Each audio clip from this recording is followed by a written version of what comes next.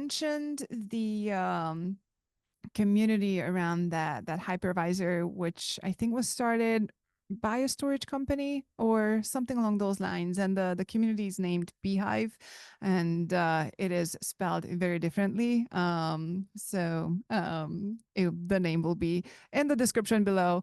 And I think, if I remember correctly, when you mentioned the community briefly, you said that you were the first person who reached out who wasn't working for the vendor company who created the hypervisor initially.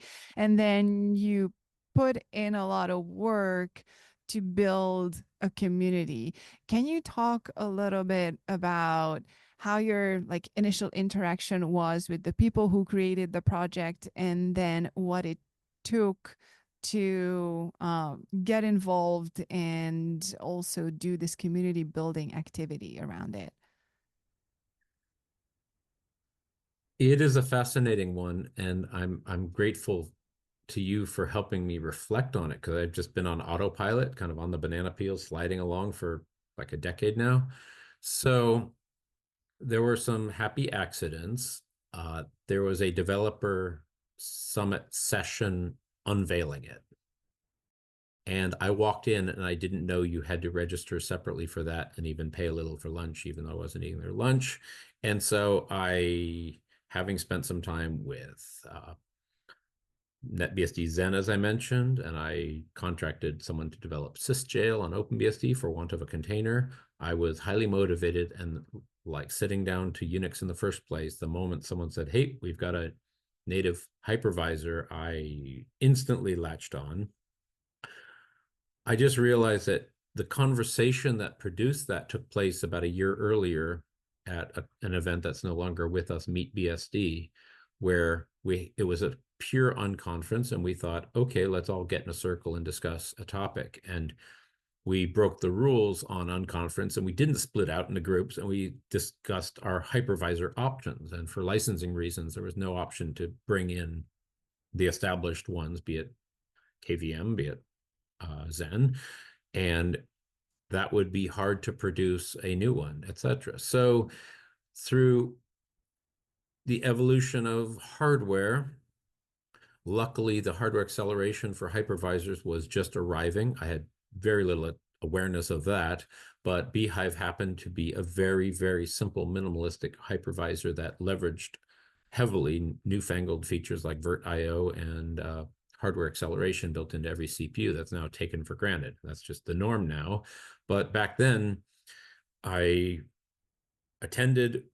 wrote down the name, which even had painful camel capitalization for part of it, spelling out bhyve hypervisor, capital B, capital H, capital. It was like, oh, painful. But that finally went away to just the lowercase utility name. So it was a month or two later, I emailed the developers just out of the blue, like, that sounded really cool. How do I give it a try? And they're like, well, it's not ready for prime time, but here's how you do it.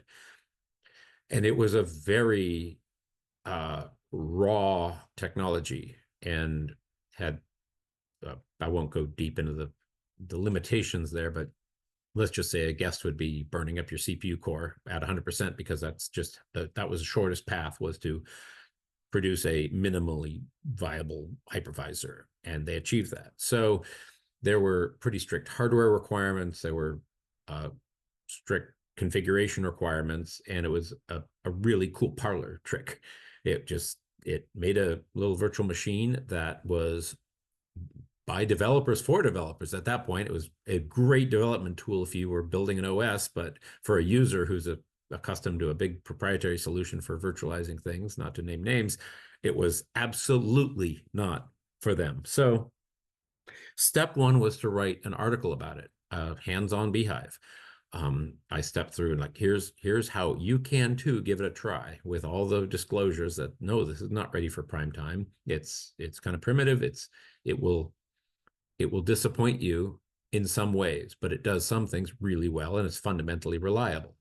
It's simple. It's a few hundred K of software leveraging the heck out of a CPU feature. So the article gave way to many talks on the subject.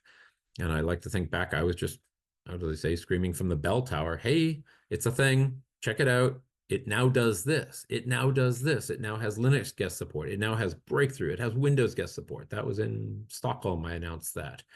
And I worked with the developers to just just play genuinely dumb user on how to make it work. And they were very patient with me. They were excited to have the interest, and it was a good relationship for quite some time to get it off the ground. It was fascinating. It was a complete eye opener for me. It leveraged everything I knew about storage and partitioning and disk images and all the things to build a synthetic machine, because you have to pretty much bring it all to the table manually. I had fortunately done some of that with my previous hypervisor work, and so I knew about disk images and converting them, manipulating them, doing all the things for hygiene you have to do. Um, and interest grew, and a colleague eventually needed it for passing a graphics card to a Linux VM for transcoding. And suddenly there was a real world use case where a completely free BSD shop could have the one Linux thing contained in that manner, and it met their exact needs. And in time, the next big breakthrough was a series of the talks are online from Jason Tubner in Australia, who works with social services and could not afford certain solutions and was not pleased with the highly discounted proprietary solutions. And for social services, which means like a data center in a Australian town is literally a metal shed, he found a perfect use case of the fundamental OS with ZFS as the platform, OpenBSD virtualized for the long haul tunnel, and virtualized Windows to monitor those printer supply levels, which is a ridiculously mundane use case, but it was the right tool for each job. And for me, that was the kind of crossroads of like, wow, this is finally a very useful technology. And that same person commented that this has the best support of anything ever, simply because we jump on chat, whatever platform, and get answers from the developer. And it probably helps that at least two of them are Australian and they do their thing. And it was magical. And I'll keep using that phrase because, I mean, compare that to any engagement with any vendor ever.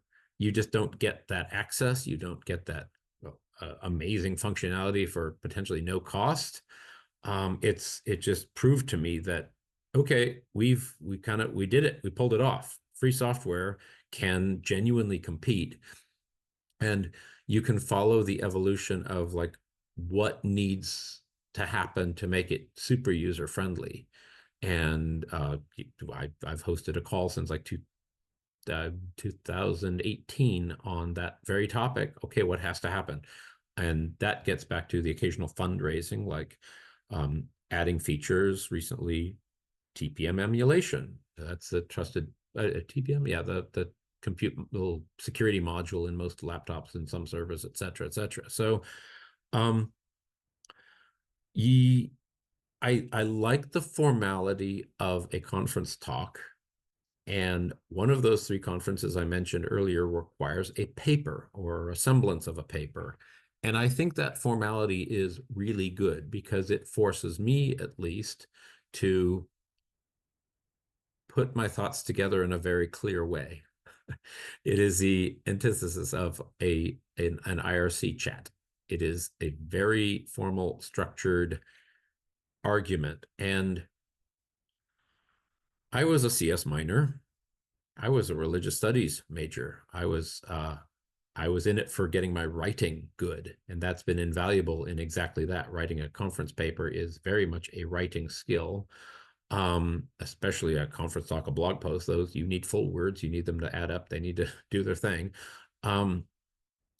One skill, as I mentioned, and I keep mentioning, if a user could truly be enabled to do bug reports, a skill that's definitely helped the bhyve hypervisor is the ability to write a conference proposal, which I realized years on is not very different than writing a bug report or a feature request proposal. Here's the code. You have to show your work. You have to argue your case. You have to be clear. You need a title that explains it all right there. Um, you know, a higher performance version of this thing that everyone knows is slow. That gets attention right off the bat, and then you work into the the prioritization of the facts as needed, the important ones, and just that top down. There are various ways of doing that. That applies to everything in technology, and it's a non-technical skill, and people really need to work on it. And so, having the conferences um, formalize it for me, and even articles and blog posts rather than a hundred and something character post, if you know what I mean, uh, I think was invaluable, and it's a level of, for lack of a better term, professionalism that is not kind of implicit with a CD containing an open source operating system. The CD, I suppose, is a professional effort. That maybe in that regard, it's a bad example. A tarball sitting in your downloads directory that's just often lacking the polish of documentation of truly what to do, documentation of what to do, and do something meaningful in your use case. So back at bhyve, a fundamental challenge on this like 500 kilobytes of software is that it is stunningly complex with very few subject matter experts and ridiculously large security risks. You can have anytime a little guest operating system runs the risk of completely owning the host through as I think Theodoret put it, the fragility of x86 virtualization. That is a truly challenging proposal. And if it's not obvious, I'm not a kernel developer. Um, I I could not sit down and truly improve much in bhyve, and I argue I almost didn't, but I did through testing get it released in what was FreeBSD 10 back in like 2010 rather than 11 or 12 or some future version. I just sped up the process, nothing more. And that outreach sped up the process because we can all work in isolation for the rest of our lives. And famously, people have had their own forks of FreeBSD and they passed away, and none of us know what magic they did. And we knew they were really smart. And check out Temple OS when you have a chance. It will show that people can go down very fascinating paths in unique, wonderful isolation. Um, so I hope that helps in explaining how a community can go from zero, literally zero, one user, to actual corporate users from very informed participants. I mean, these were FreeBSD experts who happened to use it effectively, and the developers latched onto it very early on as a development platform. Because if you know you will panic something and you can save yourself the time of a hardware reboot, great. Um, and that's even seen some really big progress from a Linux survivor who's joined our community, who pretty much has a user-facing transparent hypervisor and is testing file systems, and you can just kill the process, Control C, and it's not even obvious to the user that it's a hypervisor. But that's where the sheer flexibility of anything that's truly open is your friend. And it has to be open to do that. You can't request a vendor to offer that feature and maybe have it in 3 years. You hopefully have the ability to scratch an itch over a long weekend and have a new ability. So the paradox continues to do amazing things.